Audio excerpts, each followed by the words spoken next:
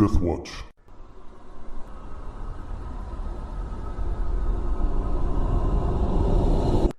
Welcome back. I'm Brandon, the Game Master. We're playing Dungeons and Dragons 3.5, and we're playing Cradle of the World. So last time we had our heroes back in the village, and their rocks were sick with some unknown disease, something magical in nature, and their efforts to heal had not been successful, and Rohan noticed that there was going to be a hurricane the following day around noon, and he's quite certain of that. And Bloodtooth, or the entity currently in command there of the dual personalities, had tried to take control and caused Graham to kill Yathlani, but Graham was able to overcome that. And Fenrith was trying to dispel the magical effect on the rocks, but was not successful. As the session ended, and they saw a black line on the horizon to the direction I said last time, south, which was the approaching storm, Yathlani went into some sort of trance and woke up, finally telling Rohan that it's a hurricane of magic, and only in the embrace of Corellon could they be saved. So we'll take it up right from there, but first we'll introduce our players here. So Chris, we'll start with you. All right. Hi, I'm Chris. I'm playing Casimir, and I don't know if I want to go to church.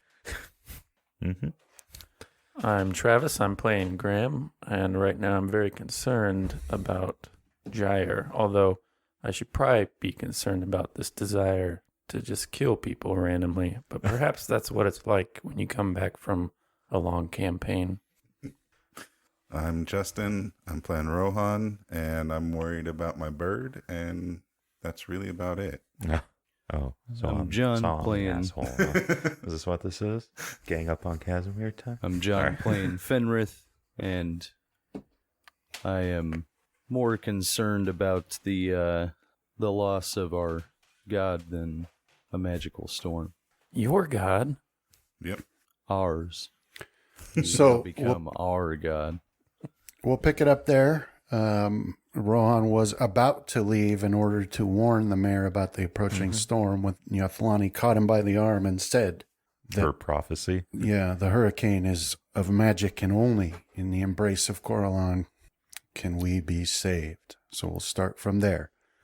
So Graham, you were nearby Yathlani, and you're standing next to her, and she says this, and you're looking at her. And it's like, when someone says words, whatever reason, your mind's somewhere else, so they're speaking, but, it's like, whatever, sort of zoned out there. But do a Here we go. will save in tower for me, please. Is she like yelling this prophecy? No, she says it she's very soft-spoken, and when she says it, it comes out sort of in a hoarse whisper. What did you say? I was going to say. Never mind. Like if she was yelling it, it got that the various veins and arteries kind of bulging.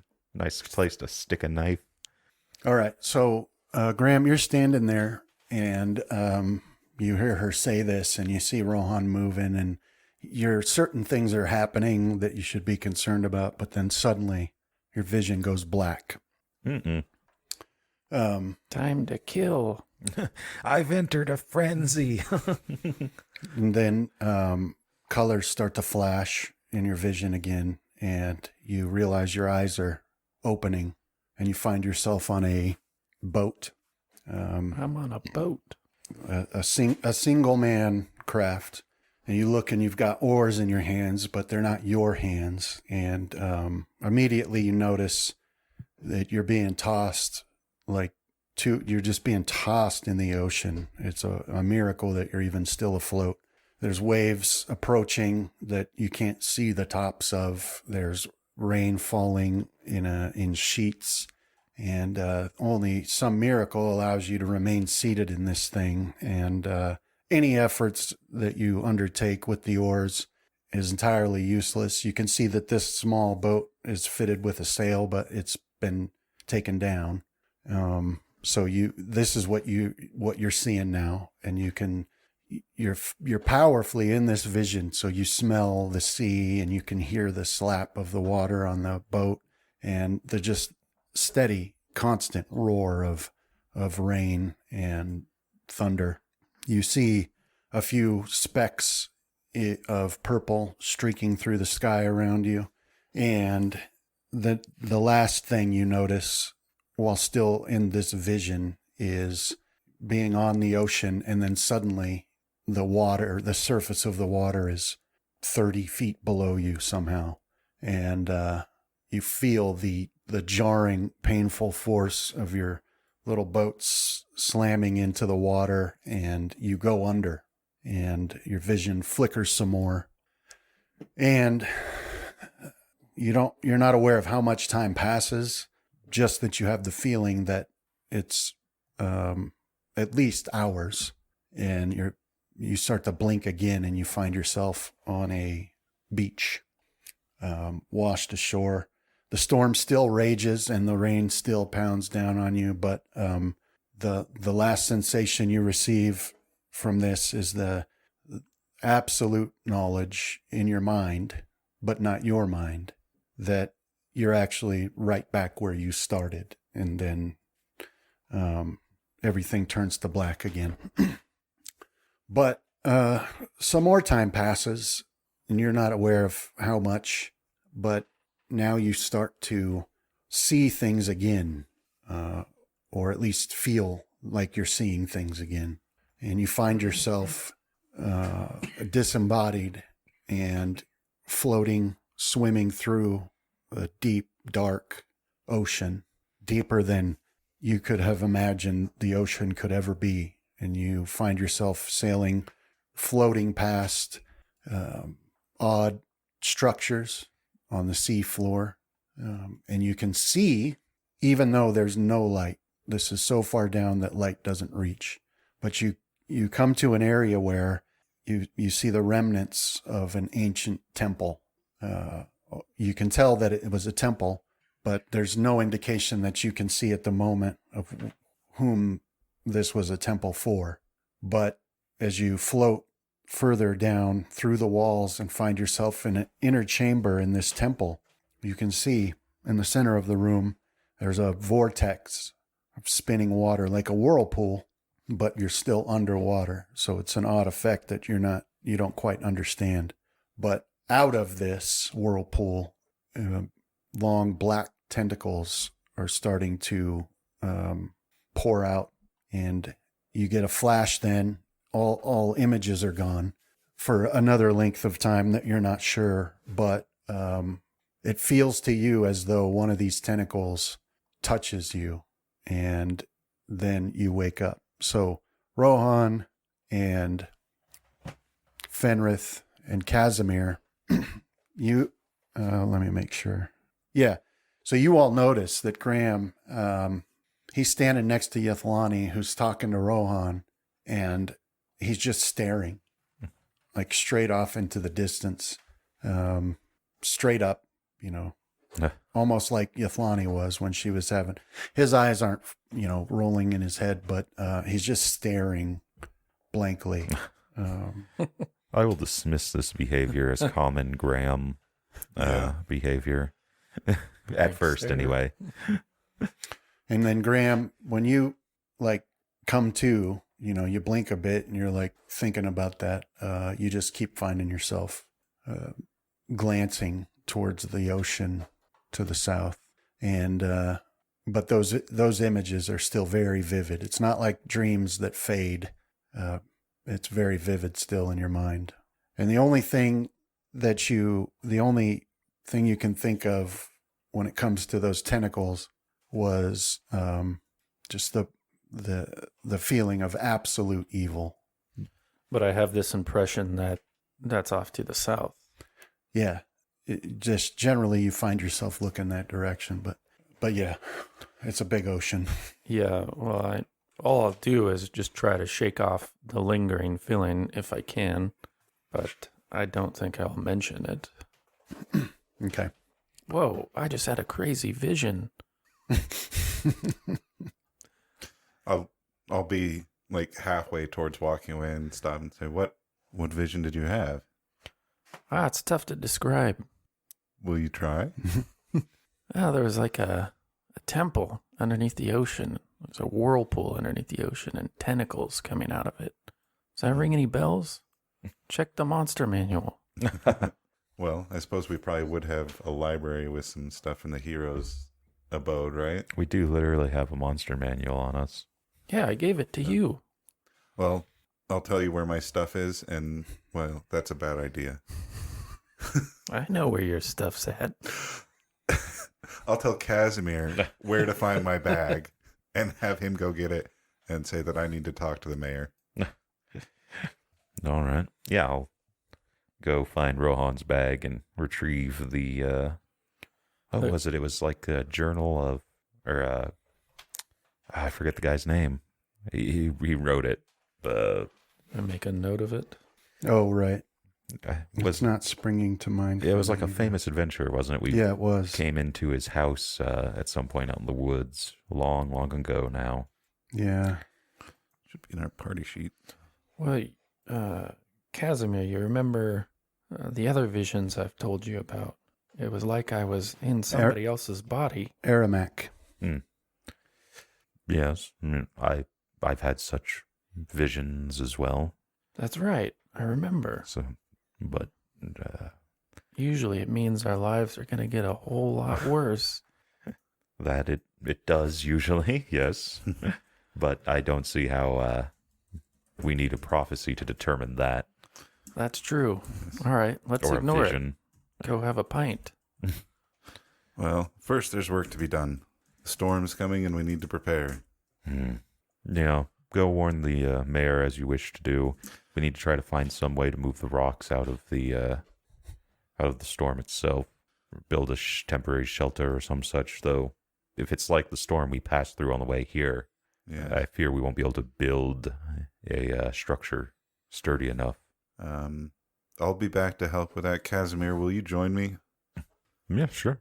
Or, sorry, Fenrith. Okay. Fenrith, Fine. a representative of Corlon Lorethian would be good after the prophecy that was just spoken by Yithlani. Yethlani. Hey, fine. You know, what am I, chopped liver, eh? So Yithlani says none of your preparations will matter.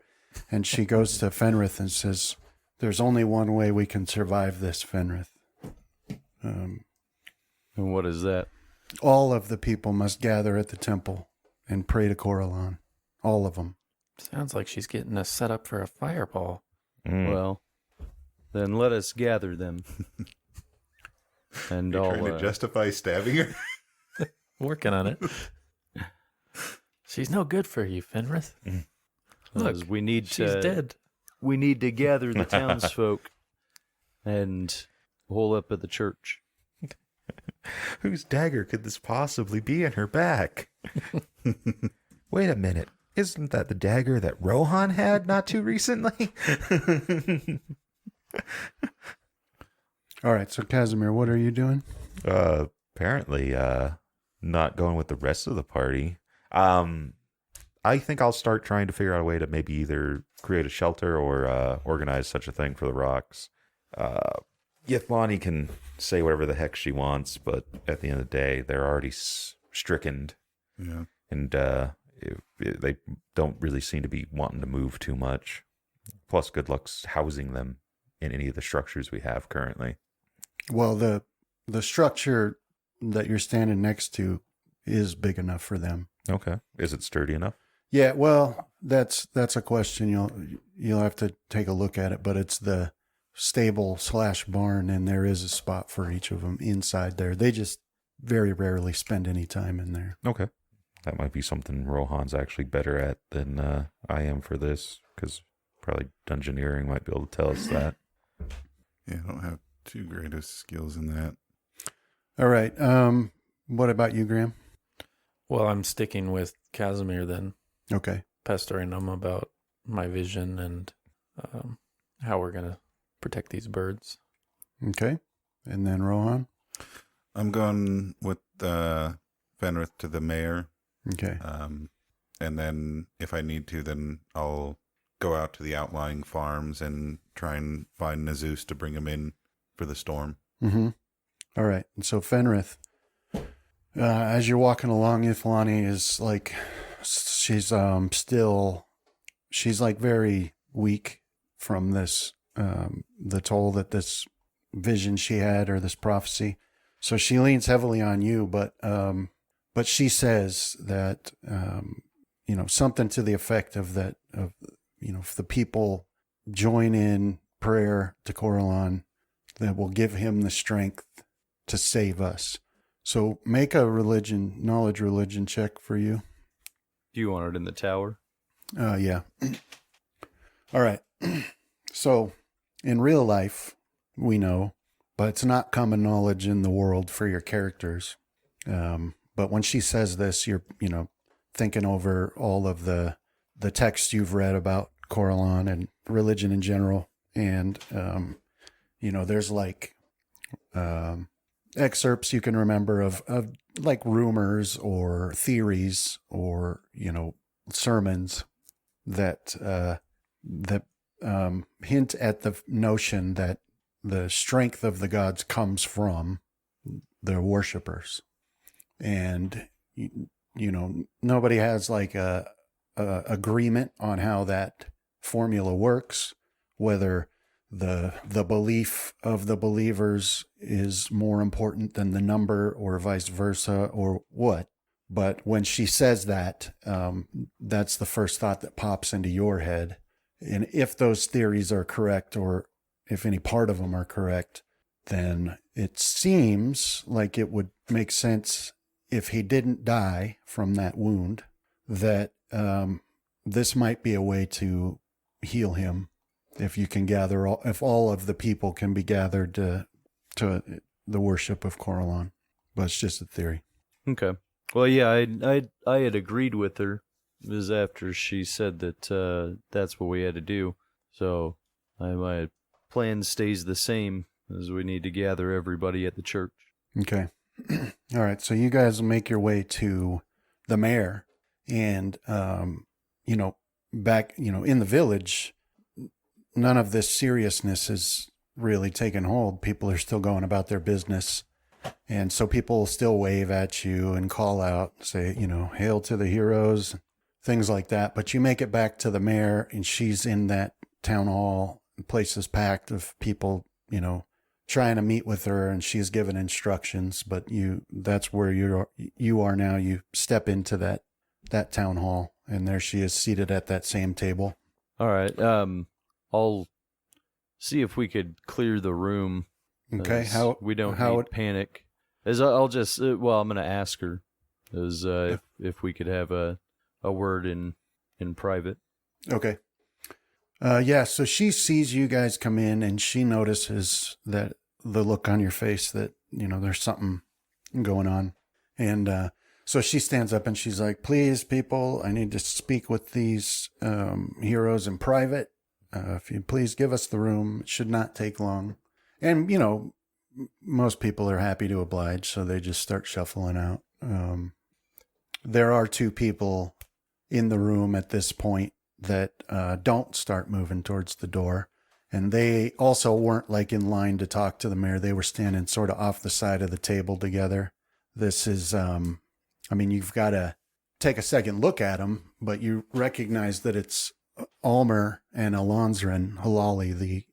They're the two oldest council members. That's a husband and wife. But it takes you a moment to recognize that, because they were very old. But now, because of the effects from your adventures, like everybody else, the years are falling off of them. What's interesting about them, though, is they're the only people you've seen so far whose age seem to be so advanced that even under these effects, you can still tell that they're old. So they've still got like the graying hair and, larger ears and just a little bit of a stoop to their shoulders, but they don't make any move to leave the room, which isn't out of the ordinary because they're council members, but everybody else does. throw in that last part. I was going to tell Rohan to fire on anybody who didn't leave. All right. Well, I mean, I don't think that this is necessarily just for the mayor. They're part of the council. They would be able to help gather the people. So I'll just explain to her that there is a magical storm that is on the way. It is not magical in the sense of beautiful, magical in the sense of energy that has come to destroy us. But we only have one hope in order to save ourselves from this, and that is for everybody to gather and to pray to Corlan Lorathian to save us, as he has not left us, but he does need our belief in order to protect us from this. All right, so she looks at you, and so you're talking about Corlan and stuff like that, and she's looking between you and Yathlani. But the expression on her face shows, when you're done, that she believes you, even if she doesn't understand. So she says, okay, so we must gather at the temple and we must pray. Many of us don't know how to do that. There's a lot of us haven't spent any time listening to Yathlani's sermons, and so we're not sure how to do that. We will be there to guide you, as the most important part is to gather the people. So Ulmer, he's the male, he steps forward and he says, so God's going to save us now. Hmm? And what makes you think this storm is magical? And his wife steps forward and she's like, you always have to be asking questions. Like, you've spent all your life here in the village. What would you know about storms? And he's like, I'm just asking questions. We have a right to know. But he's always been sort of cantankerous, but not in the mean way. You know, this is like, he won't pass up an opportunity to bust your chops about something. But he does say, many of us don't even understand who this Corlan Lorathian is. I mean, sure, Yathlani has said to us, he's the God of our people. We only have your words for that. How do we know we're not praying to an evil god? Regardless of whether or not you believe in Corlan Lorathian, the storm is coming. If you want to see it, you can climb up to the wall and you can see it at the south. And regardless of whether or not you want to pray, we should all gather in a secure location. And the Church of Corlan Lorathian is as good a place as any. Strong fortified walls in the temple, as it'll protect many from the ravages of the storm. But it is easy to give faith to Corlan Lorathian. As like I said, me and Yathlani will show you how. Fenrith, I'm going to leave you to the bickering here. I'm going to head out to the farmland as fast as I can to try and bring in as many as possible. As all nod. All right, so the mayor says, but it'll take you most of a day just to get out to the outlying farm. Is our magic back? Well, yeah, it seems so. You haven't had any issues with it. Okay. I'll say I've gained some abilities on our trip that may assist me in my speed. All right. Well, do you need anything from me? If you have a writ or notice that would show that I come bearing the approval of the mayor to bring everyone to town, that would be helpful. Use your hero symbol. Yeah, that won't be necessary. Okay. And your word would mean more to them than mine anyways. So, good luck to you, and please hurry. Get in as many people as we can. Okay. And so I'll go to, you know how you've described it as kind of a bowl shape, and we're kind of on the rim. Yeah. I'll get to the edge of that, and then I'll activate my fly ability and fly out over the top of the trees where they would have hindered me before. All right. So let me describe it a little better for you, because it's not exactly accurate. So, yeah, where the village is situated, there's sort of the rim of a bowl. Let me bring this up here. but the trees are down in that bowl, Yeah. like, a couple 100 feet below you. So the trees won't hamper you. So, Well, when we went down there before, there was like deep underbrush and Yeah. and other stuff that I remember, and that's what my character remembers of that forest. So, Okay. going over the top of it would be, in his mind, much quicker. yeah. And so for the farmland area, you're going more east than down in that bowl. So Right. the topography you remember was that this plateau sort of hilly land that Cradle is situated on. Mm-hmm. There's like a straight line of that continues on to the northeast, and it's at this same elevation, and then it drops down to the east into what was a big plain, and further beyond that, like the haunted mine. Okay. Now they tell you that there's forest there, but mostly you'll be going east. Okay. Yeah, I only have 13 minutes of flying ability, Okay. but I can move it more than double my speed. You can run. Um, Or is it the spell doesn't give you an actual flight speed to do that? no, the fly speed is 60 feet per round, but still not having to deal with rough terrain or traveling on paths Yeah. should help me speed up. Okay. All right. So you step outside and you cast your spell and up and away, and you can see all the kids shouting as they point up at you. They're excited about that, and off you go. I probably have a cloud of flies that follows me as well. And then Fenrith Yathlani says, we must go to the temple and prepare the grounds. There's some preparations that need to be made. And then she comes closer and whispers to you, I didn't want to say this out loud in case you think it's best not to tell everyone, but none of us can shelter inside the temple. I know that. Okay. So please help me get to the temple so we can make these preparations. As I will whisk her up on my back as if I was a stallion and run to the temple. Not really, though. As I'll tell her, let's continue with all haste. Okay. Now, Casimir and Graham, you guys are checking out like this barn? Yeah, this rock stable, I guess. Yeah. All right. So if you imagine the size of a rock, and then imagine this building can fit 8 of them. That's the size of this. So it's got these enormous doors that you can't remember them ever being closed, ever. And it'd be hard to imagine how anybody would even do that. Anybody that's not a hero with powerful magic, anyways. But so you step into there, and it's daylight. You've got the same size door on the opposite wall that drops right off of the cliff, like right off the cliff. So this would be, where the rocks would, if they wanted to get up and go fly, they would just step out that door. And then you've got stalls, generally marked off areas for each rock to have their own space, but they're marked by posts.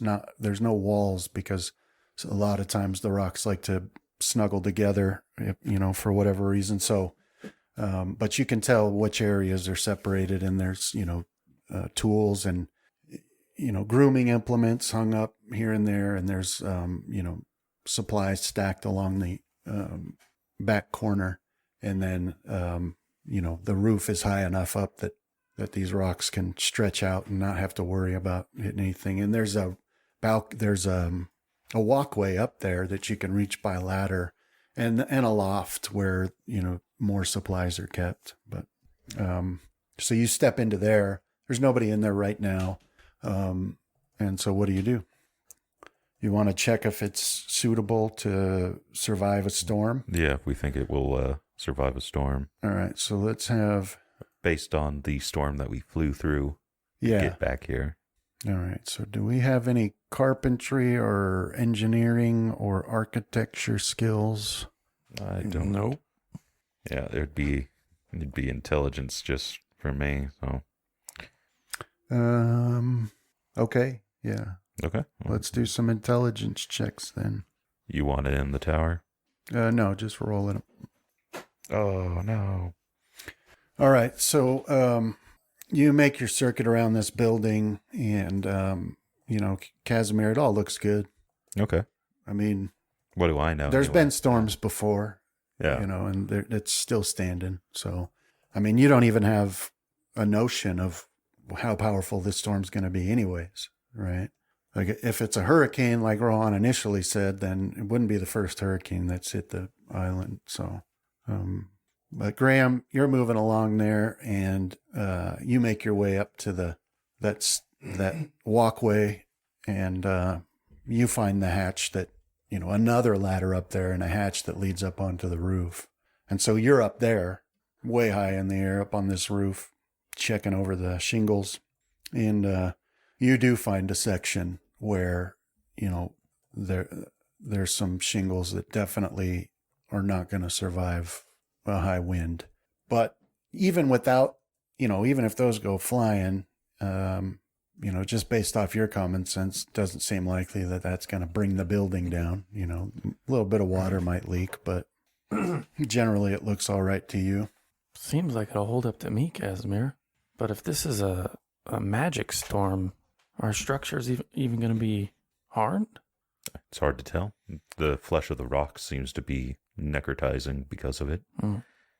But it will most likely hold better than if we were to erect a magical barrier of some sort, I see. based on what Rohan said of it feeding on the magical energies.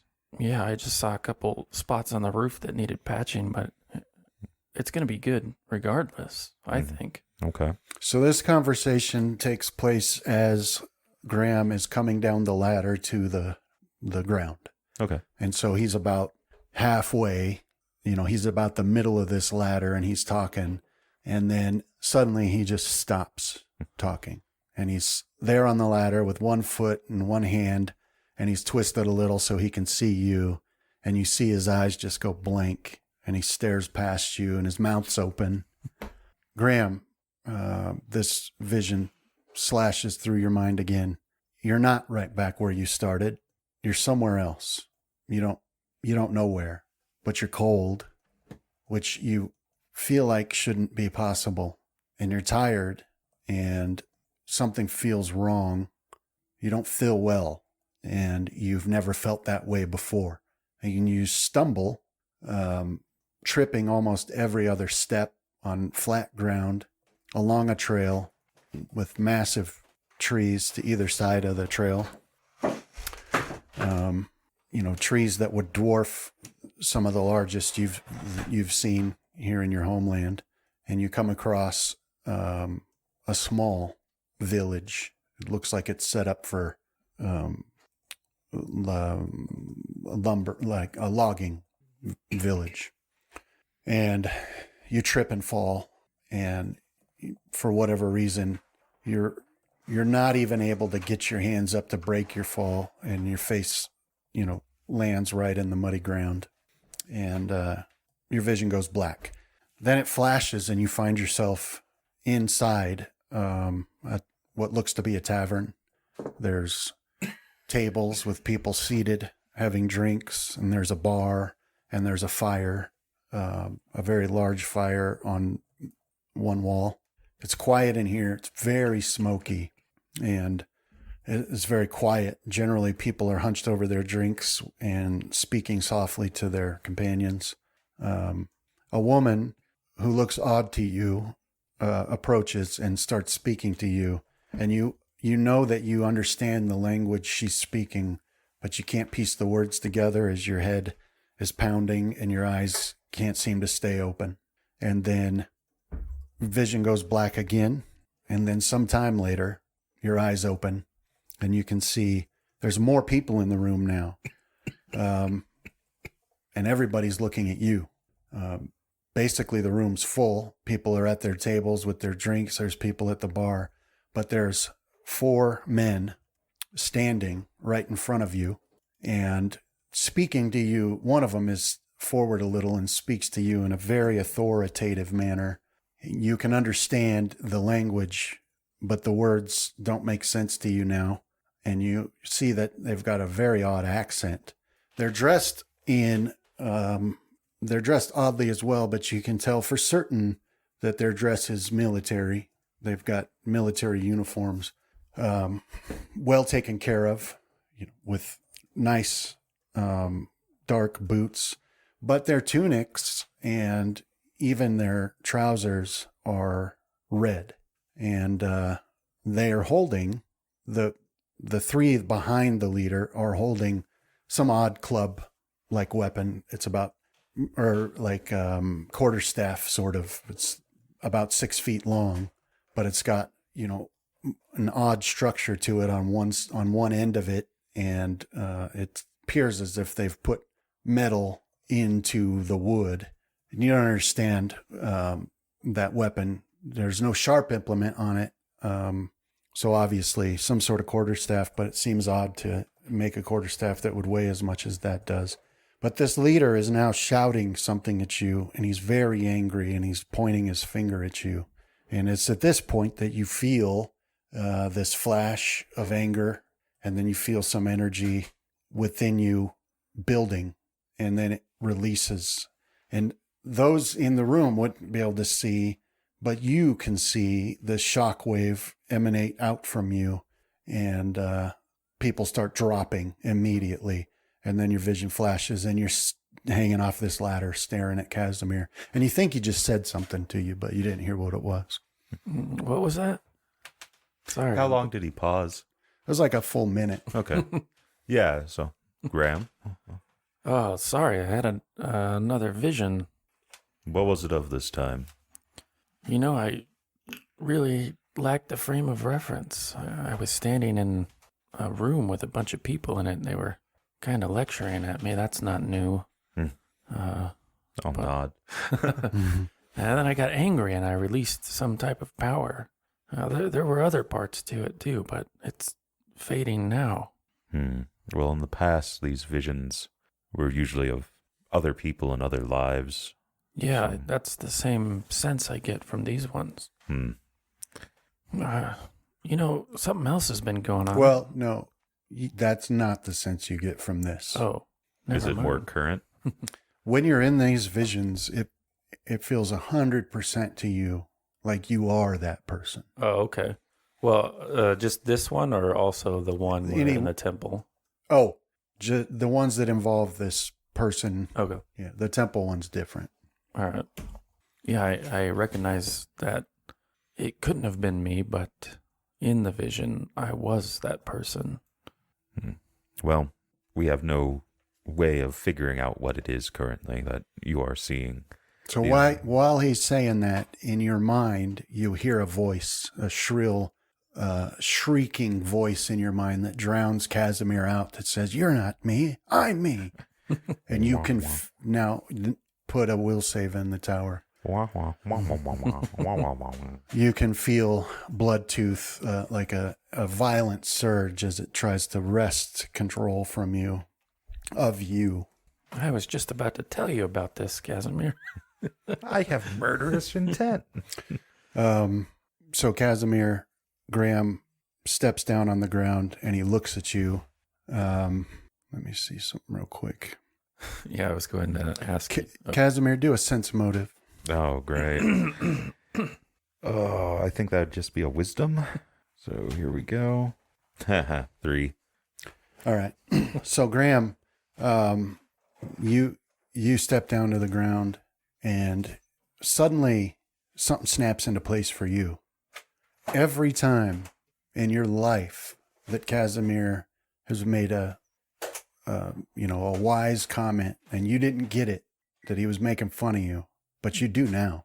Sounds about All of it comes into place. Like every single time he said something condescending and you didn't realize, right. Yeah. and now you do. And it's done with that deadpan. It's not an obvious mocking or a joking. It's just par for course. I'm always mocking. And Graham. you realize that your whole life he's looked at you like less than him, and now is the time to prove to him that he's so wrong about that. So you feel this compulsion to kill him. To attack. Am I attacking him flat-footed? Oh, yeah. Yeah. All right. So, yeah. I mean, you're not going to give him any warning. And you do a sense motive too. It is quite possible that I'm always ready to attack Graham. That's why I was going to ask you, hey, Casimir, have you had the strange urge to kill somebody for no reason? So, Yes. Graham asking Casimir, yeah. Yes, I have. I don't have a good sense motive either. Well, okay. So you look at him and you think like you're feeling all this and you're like, now's my time to strike. But you look at him and it seems to you like he's literally reading your mind and he knows an attack is coming. But so what we'll do is we'll let that trigger one more will save to see if you can snap out of this. Okay. Very well could be. Because that. you don't, like, even in this state, you're not confident you could beat Casimir in a one-on-one fight. Right. So. I don't know. Well, I my am plan kind would of be bruised. to run. All right. So you look at him and you're like, I'm going to show him. But he's read your mind and he knows.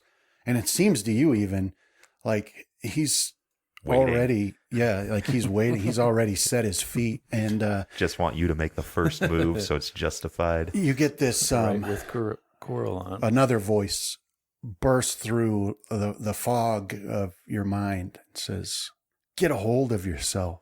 Do you know what he'd do to us? And that right there is enough to snap you out of it.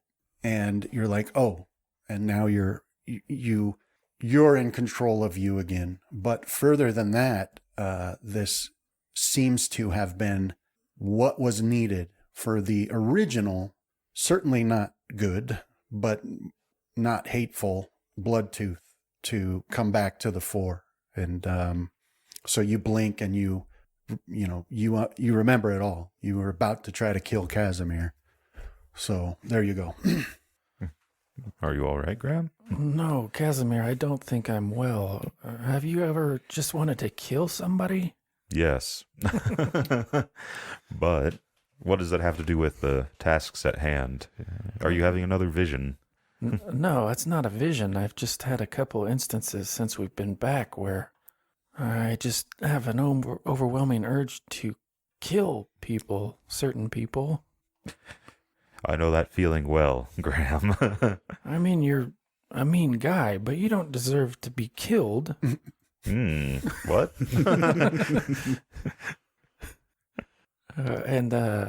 Who else there was?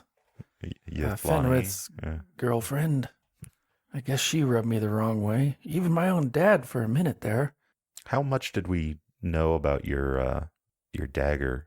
You just talked to it, I think, is all we really know, right? Yeah, I think so. I mean, I've had every conversation I've had with Bloodtooth, I've spoken my part of it. So if you guys were around, you would have heard that. We obviously know it's magic. Yeah. Because of how often we're just constantly having to detect magic on. Yeah, I don't really know how to describe it. It's like for a moment I remembered every way in which you did me wrong, Casimir, and maybe that deserves a punishment and maybe not, but it's not really like me to do that. Have you ever felt this before? Really, just since we came back. I guess I felt it against the orcs and the minotaurs and the snake people and the person you are in the visions, do they have these feelings? this last one, he did get angry, or I got angry, and I released some type of energy. But it was warranted. Maybe not the energy or the killing that you saw, but the anger. I'd say so. I felt it. It didn't just appear out of nowhere, like these sudden urges to No. kill me or Yithlani or your own father. But that's kind of understandable because I don't know why Yithlani, or even my dad. That doesn't make any sense. I mean, you have a long history of slights against me, so that kind of makes sense. You even struck me once. and they were all well deserved. Anyway, I believe that until further elements of these fugues or states that come upon you can be delved deeper into, we should just focus on the task at hand. I will, of course, if you wish it, inform Rohan and Finrith so that they can be on the lookout as well. That might be for the best. Okay. Or do you wish to inform them yourself? Yeah, I guess I could let him know. There's another notch on the condescending list right there for him. So I believe that what we should do right now is focus on trying to get the rocks roused and in here. Okay. All right. Okay. All right. So you guys are going to head out there and try to get the rocks to move inside. Mm-hmm. Okay. All right. So that's what you're working on. Fenrith, you continue along with the Othlani to the temple, and when you reach the temple, you're surprised to see that there's about 20 elves, some of whom you recognize, but others that must be among the new arrivals. They're dressed in their workman's clothing, and they have their tools, and they're waiting there for you. And the one of them steps forward and says, Yathlani, we're here to work. We all wanted to say we're sorry we've been shirking our duties lately, but we want to make it up to you to finish the temple. Because we have, So, go ahead. we have a task of great importance before we can start working on the temple. And I'll turn to her and let her describe what preparations we should make. All right. Yeah. So she steps forward and she's like, thank you. And we're going to need all the help we can get. And so she starts giving instructions to them on what needs to be done. Like some of the construction does need to complete. And so she sets them to work on that. And most of it seems to be related to the giant sigil of Coralon on the front of the stone structure. And so she sets the others to go about, she says everyone is going to have to be gathered here, basically in a song and dance to Coralon. So the grounds need to be cleared so there's space. And so she sets them on that and gets them started on that. I have just the spell for that. Okay. What are you going to cast? It's really Fireball. just burning hands. Oh. I'm Yeah. just playing around there. I was actually, if she hadn't have brought that up, I was going to ask her if our prayer today, if it would be better to pray in the old ways that people are more familiar with, like we did last night. Yeah. Yes, that must be the way. And I do think that we should continue with the idea of food and drink for people as well. Even though it's not the celebration that most people are thinking, as it will still draw in those who may not wish to participate off of faith alone. yes, well, they'll need their strength anyways, because this prayer has to go all the way until tomorrow. So food and drink is going to be necessary. As if you wish, I can help prepare that, or is there a different task that you would have me do? Yes, the symbols and the sigils must be consecrated, and I need you to take care of that. So she points out, like, consecrate. Well, Sorry. So she points out like the big one on the front of the building, but there's smaller ones around, and this is when you notice that there's been some thought into the construction of this, because there's a broadly circular area that's been cleared around this, but there are trees along the edges of this cleared area that you notice now are placed in very specific locations, and they have carvings on them, and a couple of them have like some sort of molten metal inlaid into it, and to create the sigil of Coralon. And she says these are going to be necessary, and you'll need to consecrate them. But when she says consecrate, she's not specifically talking about the spell consecrate. So basically what she's saying is that your time must be spent, communing with Coralon and drawing his power into these sigils. So it's not like a test you're going to have to do. It's just time. You'll have to Yeah. be praying over these sigils or whatever. I'll get started on that right away, and I'll move off and start fiercely praying, willing my faith and belief into the sigils. Okay. Rohan, so you're flying high above the ground. The silver raven flies next to you, and right now you have left the village behind you, and you are flying over what used to be a pretty large grassland that had, farms throughout. But now you're looking down at trees just spring up out of nowhere, according to everyone. They're not as thick as they are down in the bowl. Mm-hmm. So you can still see the ground. It's not like, a canopy that obstructs all your vision. But obviously the stories of this forest appearing overnight are true to you, because as you fly above these trees, you can look down and see on the very top of some of them is like a house, a farmhouse. As you get closer to them, it's easy for you to see that people wouldn't be able to see that from the ground. Just where that has happened, the trees are thick enough that, people wouldn't be able to see it looking up, but you can see it from above as if the tree sprouted out of the ground and carried the farmhouse up along with it. And it's, a lot of it's obviously it's been exposed to the elements and damaged. And so, it's obviously not in usable shape, but it does lend to the notion that this forest just sprang up out of the ground. I'll kind of take note that it's not like the forest just appeared, but that it actually did grow from the ground up overnight.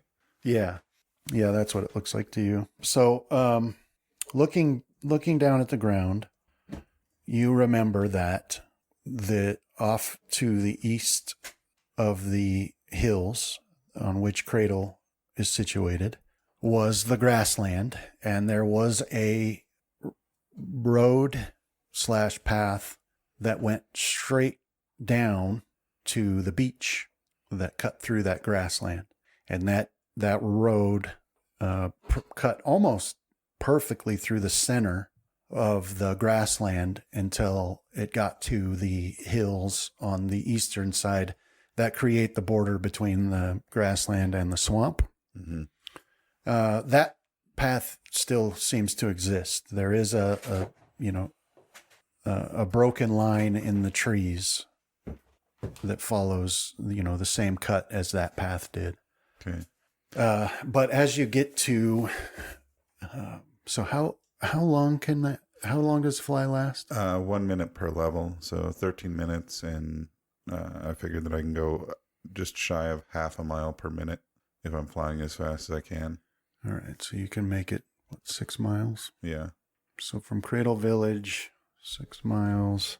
Yeah, so you headed northeast, and basically now you are above what was the furthest western section of that grassland. Good. Yeah. Looking east, but you can see that path beneath you. So, yeah, I'll try and keep an eye out for signs of human activity. And if I see any, then I'll kind of angle that direction, like look for farmers out in a field or something along those lines. Okay.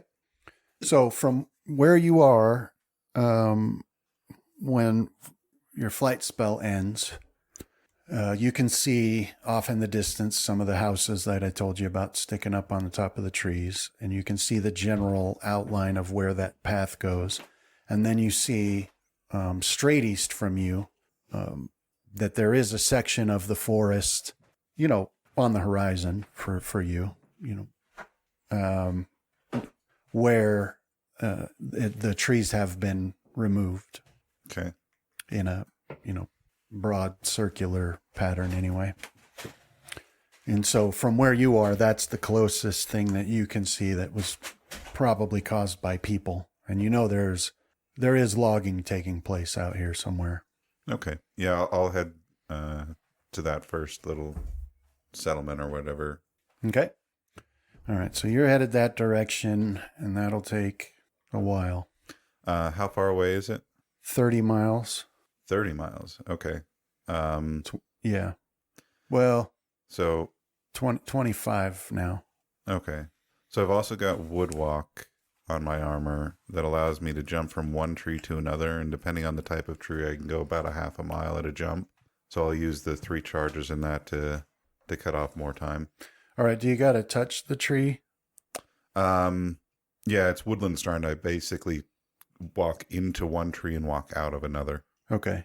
And then you also have your, what is it? Your pass one that lets you go without being hindered by underbrush. Yeah, So my you should be able to make some pretty good time still. wood walk, and actually, my ring also has air walk, so I suppose I could also just do that. And Do you got to worry about breeze with that one? Is that the one? yeah, that one can blow me off course. Better get there before the storm hits. Which actually brings up another question. I also have gust of wind as an ability on my ring. And I was wondering if I could pair wind walk, which I can be blown off course at a rate of 5 feet per. Is it 5 feet per 5 mile an hour? Dude, you need a Dina. She'd be a personal storm maker for you. Well, if I can get gust of wind and this wind walk to work together, then I think I can move it almost 50 miles an hour. Nice. Yeah, I don't think it'll work that way because gust is Yeah, emanates from you. yeah, that was going to be a DM call on whether or not So I guess you use could it while flying. put Could an he umbrella use it to out. create force, or I guess thrust? As, If it's point in all backwards direction. Oh, is it? I don't know, but if it is, it would kind of cancel each other out. Well, it's in a specific line Yeah. emanating Oh. from me. There you go. So you just need something. But you should be able to that's- use it, right? But that said, he would then have to, like, if spells work that way, you would have to make knockdown tests if they were enough to actually. Yeah. Yeah. Every time you cast magic missile, you get flung across the room. So the other one is woodwalk you have? It's basically tree stride for Tree one stride, round that's at a the one. time, and then the other one on my ring that would allow me to walk in air is air walk. You've got 3 charges on the tree stride one. Yeah. And, well, let me see what it says on that. Actually, it's 5 feet for every 5 miles per hour of wind. It's how far it would blow me off with the airwalk. So gust of wind is 50 miles an hour. That would only be 50 feet around. What ring has that tree one? That one was on my armor. Oh, on your armor. Okay. Yeah, my armor has fly once a day and that one. All right. So step into a tree and exit from another. So according to that spell, it depends on what kind of tree you go into. Yep. But I mean, there's plenty of those there's plenty of oaks, ash, and yew trees in there. So yeah, that would be basically a half a mile at a step. Okay. So you do that. All right. So you can use those, and then the airwalk one. Yeah, after I get to I was thinking of using that either on the way back or to try and get to other farms that are, outlying Okay. to spread the word. All right. And then Casimir and Graham, you guys want to move these birds in there, so let's try that. All right. Handle animal or hero craft? Handle animal. Alrighty. Come on. Okay. I was going to say, my luck with rolling. A 20 is a nice piece of luck. Yeah, but that usually means it was sitting on another much lower number before it flipped. All right. So you move up to your own and you start working on this, trying to coax them in, and you're able to convince them, and they move very slowly, but they do move. Mm-hmm. And so they'll follow you in there. But you can tell that they're in a lot of pain, but yeah, they'll follow you in. Yeah, I'll, I don't know, like before we start doing that, I guess I'll make sure that there's enough bedding for them or whatever they like to nest in, and food. I Mhm. guess we're probably giving them like dried stuff from pantries or something. I don't know. because I can't hunt right now. But then after that, I'd like to try to get the doors closed, at least one of the doors, Okay. probably the far back one. All right.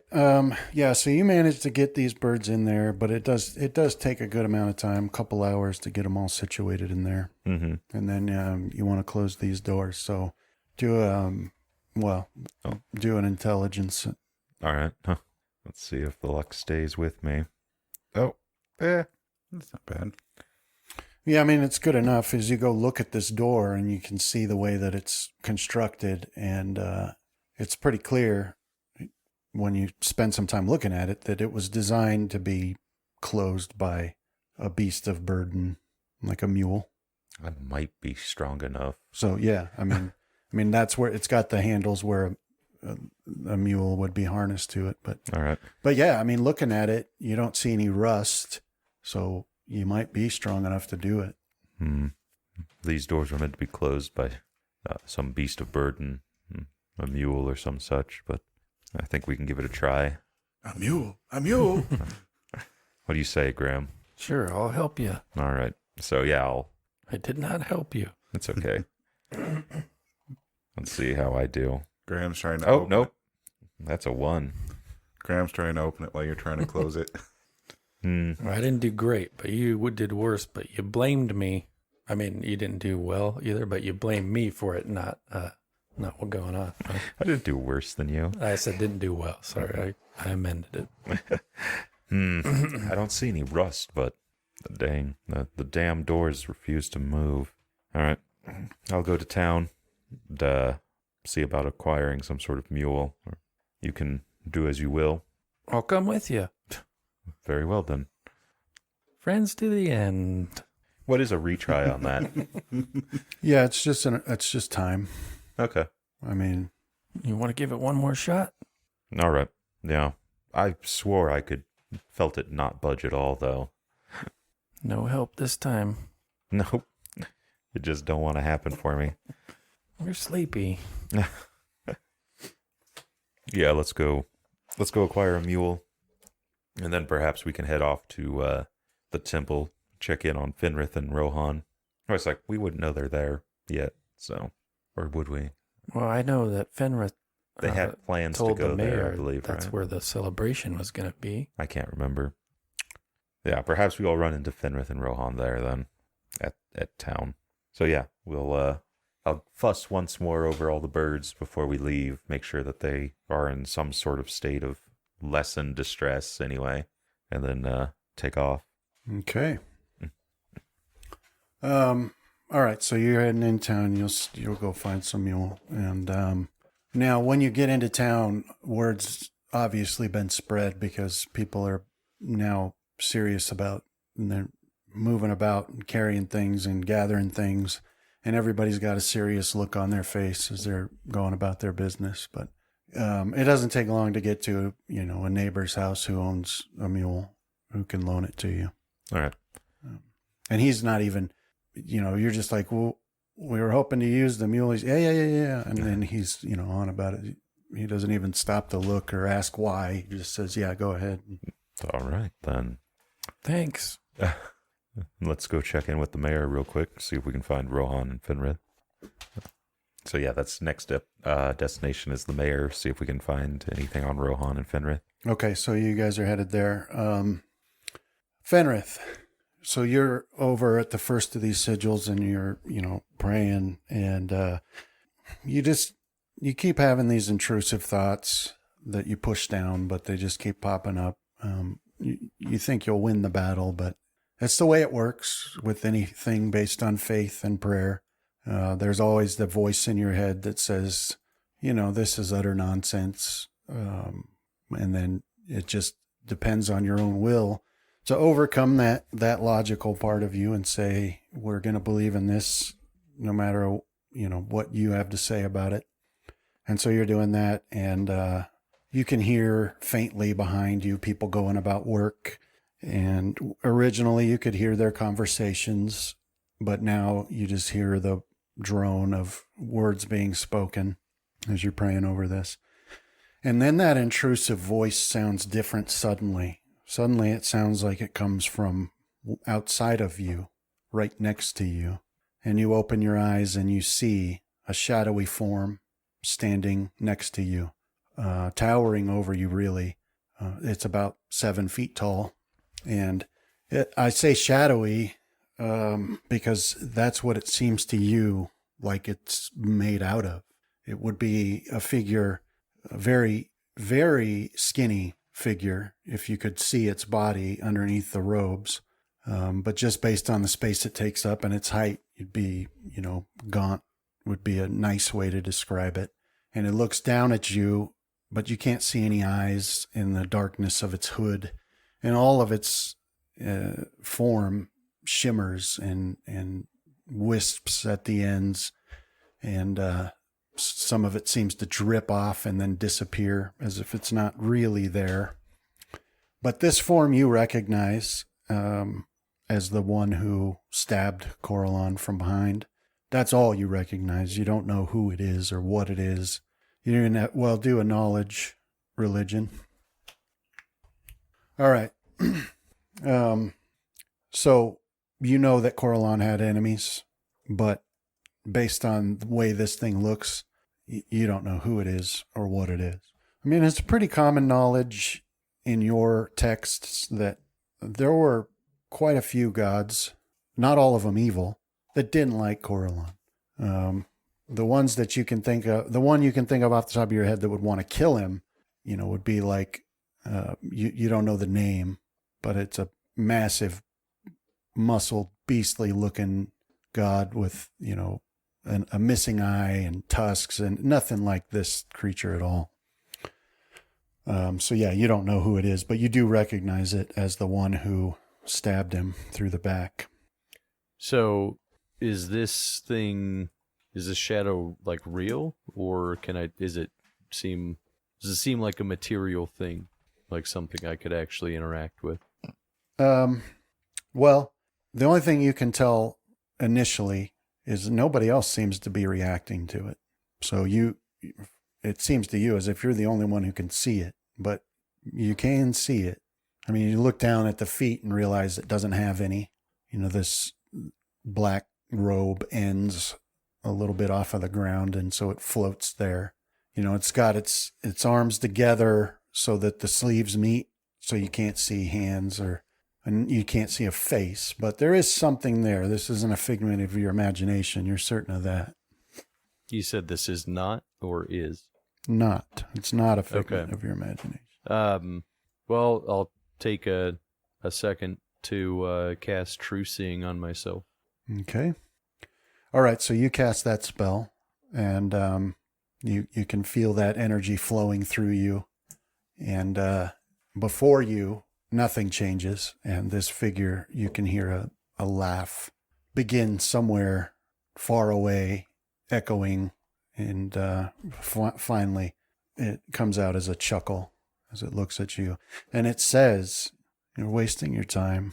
Coralon can't save you, but I can." All right. So I will do my best to ignore that thing then, as it's at this point, it doesn't seem like it's something that can actually interact or hurt me. So as I'll tell it to be gone, away with you.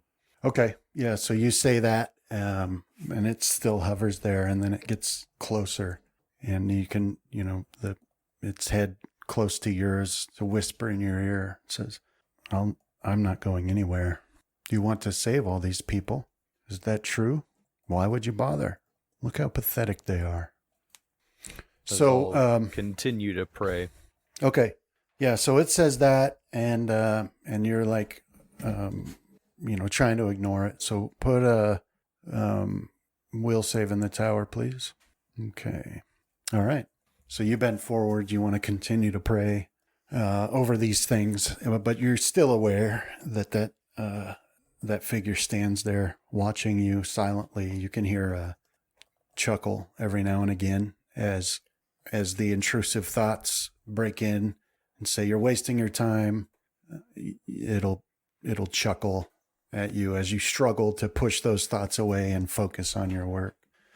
Does the burning hands that I cast after every time I've successfully consecrated one of these sigils will now be directed at it. You gotta have okay. some flair in your praying, right? I suppose. So yeah, I mean, you do. You can use that ring, and burning, some fire emanates from your hands, but it has no effect on it. It just laughs. Yeah, I know. It's just something. Okay, now let's go back to Rohan. You're continuing to fly over this land, heading towards that circular area that had been cut out, and you're using your tree stride ability, hopping from treetop to treetop, and then flying along some more. And where that cutout is, where that logging is being done, is right at the base of the southern hills. The southern hills, they're only broken by that path that leads down to the beach. Otherwise, it'd be a straight line from Cradle to these hills, cutting across the southern portion of this island. And that seems to be where this logging is being done. And you remember that a lot of people had their farms along that line because they were protected from weather by those hills. They were nestled right up against them, and they would do their farming in the grassland. It was a great wind block. And so you remember that a lot of farms were around that area. And that is where you're starting to see the most of, like, 3 or 4 of these houses, or even like an outhouse in one case, on the top of these trees. A corpse of a cow you see up sticking on the top of one of the trees. And that's where this logging is being done. Okay. And then you're flying along towards that direction, and you look off to the south, and you can see that dark line heading closer and closer. And it's still a ways off, obviously, because right now you've got about 12 hours, or, yeah, 24. So say 20 hours before it reaches, if it continues at the same speed, and if your instinct was correct. But it's getting closer, but now, it's pushing ahead of it, weather of its own. So the sky is darkened a bit as there's more clouds, and there's a pretty heavy breeze now. And as you look at that line, you can see specks of purple, and it looks to you like some of them even shoot out and strike the ocean. Okay. But it could just be a trick of your eyes. But you finally reach that section where the trees have been cut out. And as you get closer, you can actually see people down on the ground working on fallen trees, cutting them up and, getting them ready for transport. Now, the town doesn't have a sawmill, so they must have one out here somewhere, because they have been producing lumber, actual boards. So there's got to be a saw out here somewhere. But you can see people down on the ground cutting these massive trees into manageable chunks and things like that. But that's where you are. So you look down and you can see there's probably 20-ish people working around this area. And in the center of that cutout is a camp. Okay. Yeah, I'm just trying to find the first group of people, because I've kind of lost track of where people are with all of the changes that have happened to the island. I don't know where they are, so I'll sit down and explain the situation to them, that the line of clouds coming is a storm of magic, and that the only shelter will be in town. Okay. And that everyone must head to town immediately, and then ask them about any outlying farms or where I might find Nazus. All right, so you land, and it doesn't take long for like some shouts to get the people on the outskirts working on the trees to assemble here in this camp. And, families live here. This is obviously, they're trying to reclaim this land for a farm, and so they've got kids running around, and there's even livestock, chickens and goats and things. But it doesn't take long for people to gather, and you say, the storm's coming and all that. And you recognize a lot of them. Yeah. But there's a lot of them that you don't recognize. And, obviously some of the newcomers that you haven't met. And those ones, like the ones you do recognize, they listen to you, and it's like, oh yeah, all right, off we go, because you're the hero, and that's the reputation the heroes have here. But the newcomers are a little slower to, so a couple of them will start to grumble, and then one steps forward and says, "What are you talking about? We've got work to do, a lot of work to do. I'm trying to scratch out a living here, and storm of magic." I'll just state plainly, you can stay here and die if you wish. I'm off to warn the rest of the people in the valley, and then, start heading in the direction of the next nearest community. All right. So, so they say this, they do some grumbling, and you say that, but the other ones that you recognize, they're pretty quick to step in and say, "Hey, now, you don't understand how things work here, but these are, the heroes, and we listen to them." And there's a bit more grumbling as you start to move away to start, to head out again. But finally, the one who had spoken was like, "Well, my cousin and his family are working about 5 miles away, straight to the east. And that's a small number, but you'd probably get to them faster than me. If what you say is true, I'd appreciate it if you could stop by there." And that would be about 5 miles from the haunted mine and the end of the grassland. What was the grassland? Okay. But yeah, I'll tell them to send out people in other directions for any other farmers, and that they will need to travel through the night and make sure that they're in the village by noon tomorrow, by midday. Okay. Which is when the storm should hit at its current pace. All right. And then as for your question, nobody knows where Nazus is. All right. When you ask it, it's like they have this expression that's like that you've asked a silly question to begin with. Nobody ever knows where he is. He just shows up. Okay. But I thought I did hear the militia doing some drills a bit north of the road from here, but I can't be sure about that. All right. Will you send a man to go check? Yeah, we have to head that way along the trail anyways. So. All right. Try and gather any that you can. All right. So, are you going to go check on his cousin? Yeah. Okay. So, Casimir and Graham, you went to check the mayor, find out where everybody else went? Yeah, kind of get an update. Okay. Yeah, so you find her outside the town hall there in the town center, giving people instructions. Right? Everybody's hustling this way and that, making preparations and taking supplies and loading them up. And she's there, looking calm and poised, but obviously intense. So, but when she sees you, she's like, she tells you, Rohan left to the outlying farms to gather people out there, and Fenrith is at the temple making preparations for a large prayer that must take place with all the people, apparently. I don't entirely understand it, but I'm taking him at his word and getting everyone gathered together and sent to the temple so we can begin. All right. Very well. Thank you, Mayor. Mm-hmm.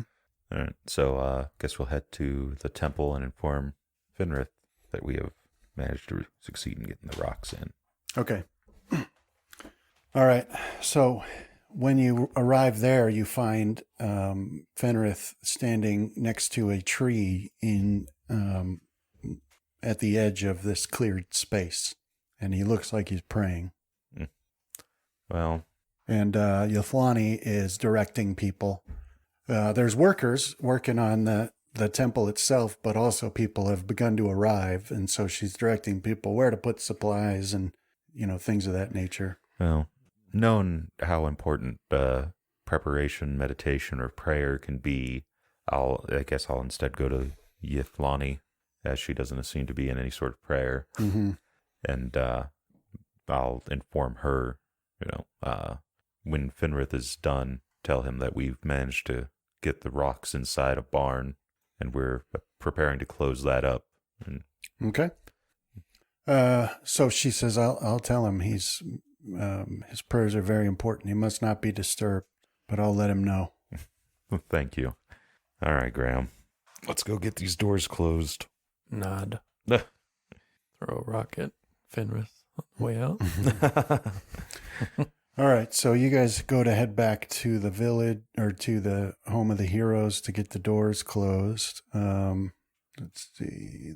No, that's not what I wanted. There we are. All right, so, all right. So you guys are leading this mule back there, and you get to the last path that covers the distance between, the village and the home of the heroes. And Graham, at this point, as you're getting onto the path and there's trees, but you can, to your right, there's a lot of houses in that direction, and you can still hear the hustle and bustle of the town center. But you spot a figure, a dark, hooded figure dressed entirely differently from the way people dress here. And you just spot it as it goes from behind one house to another. It's a split second that you see it, dressed all in black with a hood. You can't see its features. It's definitely got weapons. Definitely it's moving as one moves when they're trying to be sneaky. I'll play off like I didn't see it and start signing to Casimir.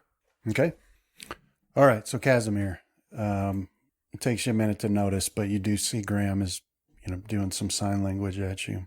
What you signing, Graham? That there's a strange looking figure armed in between those houses.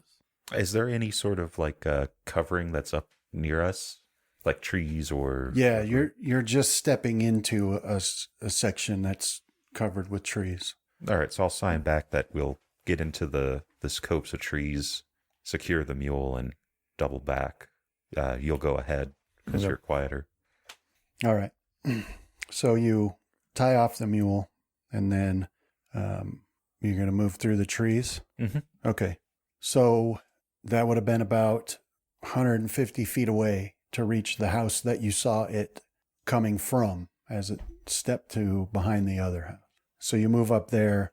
Let me have spots from both of you. In the tower? Yeah. All right. So you're moving through. Casimir, you're not seeing anything. I mean, for a lot of this, you can't even see the homes anyways because of the trees, but you're pushing through. But Graham, as you're moving ahead and looking, you see a shadow move from behind that house that you saw it move to the one next to it. So you don't see the figure itself, but you do spot the shadow as it moves. So you're headed the right direction. And so then you get to the other side of these trees, and you'll leave the trees, and you'll be on the side of that house, the first house. And so once you reach there, you can look out and you can see the village center, kind of. You can see, figures moving back and forth in it, but not enough to make out any details. And then you're in the end of a row of houses that are situated next to each other.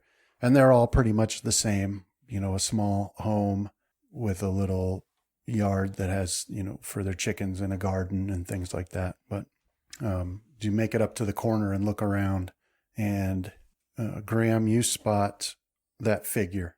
And it's about 100 feet away, 4 houses down, and it's crouched at the corner, looking around the far corner that's back to you. I'll sign his position back to Casimir. Okay. Do I see him? Yeah. So, I mean, when he points him out, you can spot him up there. And where the sun's at, this is like the shady part of the house in the backyard, but you do spot him. All right. I'll sign back to Graham. Maybe something along the lines of should I be bait? And I'll point kind of a way off from the houses, and I can walk that way and pretend I don't know he's there. See if he does anything. Or do you still have your net? What if I flushed him towards you? I also have invisibility. Because the only thing I got is stabby. Not too many questions after that. That perhaps might work. I can remain here, but there's a good chance he'll see me, unless I'm invisible. Right. Yeah, let's do that. All right. So yeah, I guess I'll wait until you start flushing them my way, Okay. and then I'll cast the invisibility and wait here. All right. Dungeon Master Brandon, I'm going to try to get up as close as I can without being spotted, and then come at an angle that the best way to run would be towards where Casimir's at and pursue him that way. That would be the goal. Okay. All right. And, So you do, your hide to make it there without being seen. Hide and move silently. All right. Yeah. So you start picking your way around to get to the other side of him without being spotted. And so, you'll hop short little fences from goat pens and, move across. And it doesn't seem to you as if you've been noticed, but you finally make it across the path that splits the row of homes from another row of homes. And you can get around that furthest one, and you can see him across that path, and he doesn't see you, and he's peeking around the corner. So let me give you... I'll have a ready action kind of going for when he starts running to cast invisibility on myself. Okay. If it's, well, yeah. Well, I guess I can cancel that if he's not running my way. All right. So this there doesn't look to be anything otherworldly about this. He's just dressed up in armor, obviously, a lot like yours. And he's got weapons, but they're not in hand. It looks like he's got like a sword and a dagger. And his face is concealed behind like a mask and a hood. So you can't really make out any details. Obviously, it's this person is larger than you, but not a great amount. Okay. Well, once I'm sure I have the angles right, then I'll just say like, "Hey, what are you doing?" And Looks kind of fun. right, I'll have my dagger out, and I suppose I'm not sure how you'd want to do this, but if I can still get the jump on him, if he turns around and he looks like he's going to do violence on me, then maybe I could still get a sneak attack off if he's going to attack me before he runs or something. But if he's just going to bolt, then I'll, just pursue him. Okay. Like, I don't know, like a sense motive or something. Once he turns around. That's always fun. Because I'm really good at that. Yeah. My long lost brother. So you shout that, and its head swivels around to you, and all you can see is these bright red glowing points where its eyes would be. So go ahead and do your sense motive if you want. Put it in the tower. -2 on that. Bright red glowing points for eyes? That's a good guy if ever I've seen one. You got a good aura about you. Bloodtooth really seems to like you. You're the first person I haven't wanted to kill, mysteriously. Red's a color of passion. He really enjoys what he's doing. So by the rules established a couple sessions ago, all of the things you guys have said, Graham is saying, this guy's turning around. All right. So, it looks up at you, and you're like, what's trying to guess what it's going to do. And you see these bright glowing eyes look at you. But you don't detect that it is going to make a move against you. You do notice that the eyes, they move like in place, like without its head moving, like they're not set where they ought to be. Okay. So they move around a bit, but then it does dart away down the row of houses. So, right towards you, Casimir. All right. So yeah, the second it starts darting, I'll try to invis myself here. Oops, come on. It didn't roll. Where is it? The spell failure? Yeah, I'm trying to see if it has what it's casting. Yeah, somatic, so it should have rolled. I must have pushed the wrong button. There we go. Barely. Got it. Nice. So now that I'm invisible, I'll wait with my net Okay. for it to get within 20 feet of me. Okay. So it's darting towards you, and it'll, you can see the glowing red eyes in the in the blackness around it. And you see too that they don't stay where eyes ought to. They sort of move around a bit. So it doesn't seem to have noticed you because it's not changing its course. It's running right towards you. Graham, the interesting thing you notice as it's streaking towards where Casimir was is that like there's eyes back there too in the back of its head, keeping an eye on you as it moves. But then it comes to within range of you, Casimir. All right, so this is a touch attack. I don't think it's listed as such, but that's what it is. And I'll suppress the electricity on it. Okay. And that's 20. All right. So, you toss this net out there and it's a direct hit and wraps itself around him. And he falls to the ground. I guess I'll just, I'll dismiss the invisibility and keep a hold of the lead. Okay. And guess we can start trying and common, like we're used to doing, sneaking around. Okay. And Graham, what do you do? Yeah, I just catch up and I'll stand over the person in the net just with my daggers out, trying to look menacing, but probably just a smile on my face. I don't know. Which should be pretty menacing, depending, given the recent. If you know my history and backstory. All right. So you're both standing above this person, this character. And it struggled a little in the net, but very quickly just went still when it, seemed to realize the situation. And so now it's like laying there, obviously uncomfortable, at an uncomfortable, position. And, but you still see those, now that you're close, you can see that they're not, it's just glowing red points on a helmet that covers its eyes.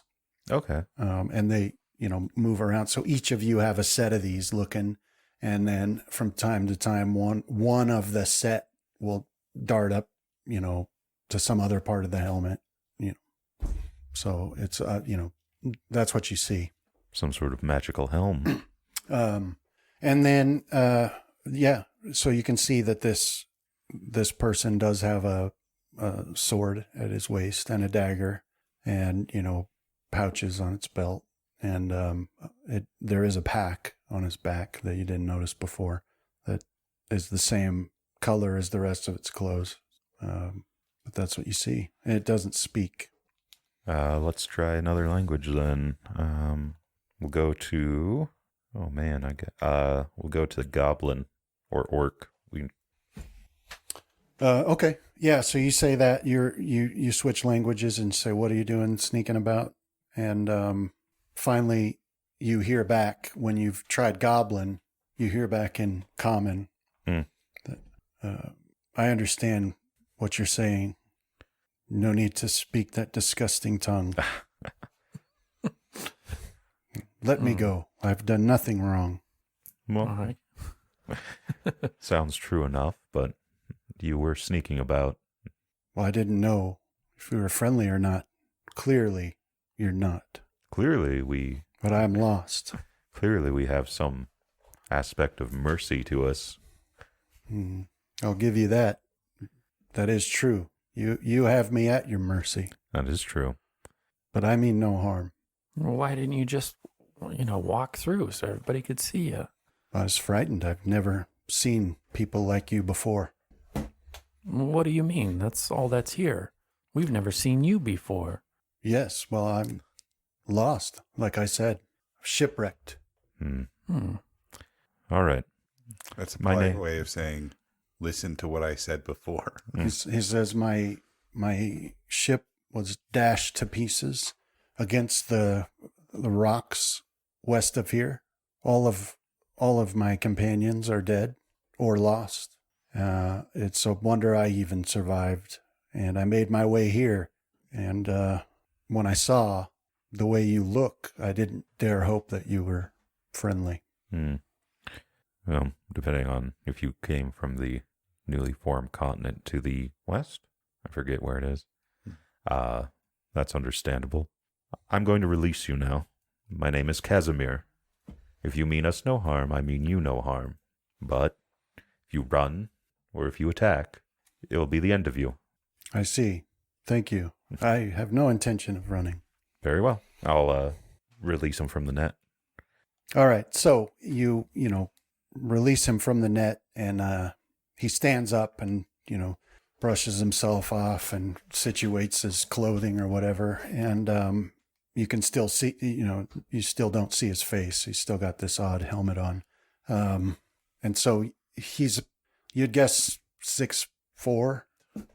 And obviously he's well muscled, you can tell.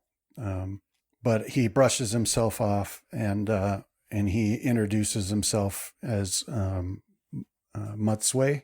That's Mudswe. And he says, "I'm glad to meet you, Casimir. I wish it were under different circumstances. I apologize for my alarming behavior."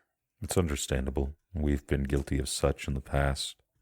I, too, do wish it was under better circumstances, for I fear we have a rather dangerous storm approaching, and we are preparing to take shelter. It was this very storm that shipwrecked me here. We were caught in it a week ago, I think. And most of it's a blur, but when I woke, I found myself luckily hanging from a strap, my pack strap, from the jagged cliffs to the west of here. And all I could see in the water was the wreckage of our ship. Well, your garb, as well as your height, might cause some anxiety amongst the villagers. Follow us. We'll take you to our... He says, "Yes, I thought the same of you." And he removes his helmet, and you see a human, male, with, regular features, you imagine. Just, brown hair and a strong jaw, brown eyes, a little gray at the temple, in his hair, which is short cropped. And there's some scars here and there. But that's what it is, a human, which you guys don't have a lot of. Yeah, I think there was a wizard. Yeah, there was one wizard, I think, that you met. But this would be the first, human you've encountered. And he says, where I come from, the greatest evils that our mothers frighten us with look as you do. What do you call yourselves? And you can see he's he's sort of pointing to his ears, Do we actually call ourselves elves, or? I don't think so. Well, you didn't. You do now. You know what that is, Yeah. and that's what you are. I Well, mean, you've learned that. But We've recently taken to calling ourselves elves. Before that, we were just simply the people of Cradle. To the best of our knowledge, we were the only people in this world. But that has recently changed drastically. So the same has happened for you. We've experienced that where I'm from. There was a landmass that only the gods can know the size of, that appeared overnight. That was 30 years ago.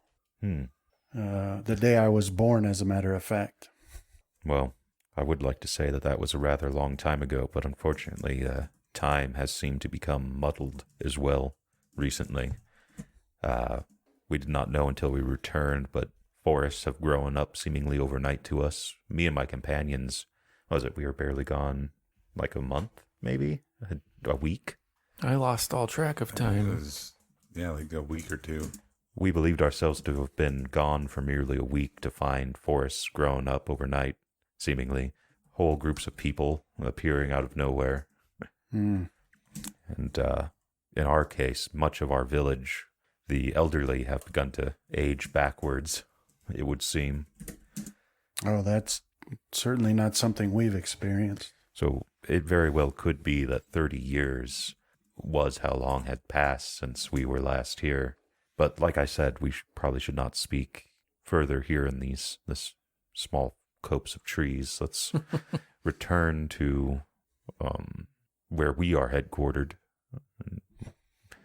at the very least, we can get you food. And Oh, that sounds wonderful. It's at this point that you notice how pale and pallid and weak he looks. You hadn't noticed that before, but now that things have calmed down, you can see the telltale signs of starvation on his face, which you guys have a lot of experience with.